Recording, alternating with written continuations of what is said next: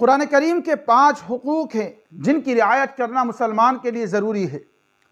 سب سے پہلا اور بنیادی حق یہ ہے کہ ہر مسلمان قرآن کریم پر ایمان لائے، اس بات کا یقین رکھے کہ اللہ کی کتاب ہے، اس کا ایک ایک حرف سچا ہے، اس میں شک اور شبہ کی گنجائش نہیں ہے۔ ذالک الکتاب لا ریب فیہ۔ اور دوسرا حق یہ ہے کہ اس کی تلاوت کرے، اس کو پڑھے۔ اللہ کے نبی علیہ السلام نے ارشاد فرمایا کہ اگر کوئی قرآن کریم کی تلاوت کرتا ہے تو اللہ تبارک و تعالی قرآن کریم کے ایک حرف کے بدلے اس کو 10 نیکی عطا فرمائے گا۔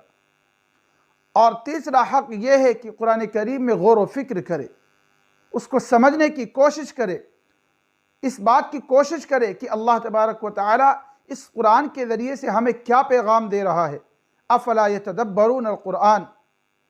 اور چوتھا حق یہ ہے کہ قرآن کریم کے احکامات پر عمل کرے، قرآن جن کاموں کا کرنے کا حکم دے اس کو اپنی زندگی میں اتارو، اور جن کاموں سے منع کرے اس سے باز آ جاؤ۔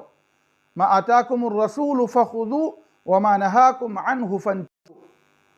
اور پانچواں حق یہ ہے کہ قرآن کریم کے پیغام کو عام کیا جائے، قرآن کریم کی تبلیغ کی جائے، اس کو لوگوں تک پہنچایا جائے۔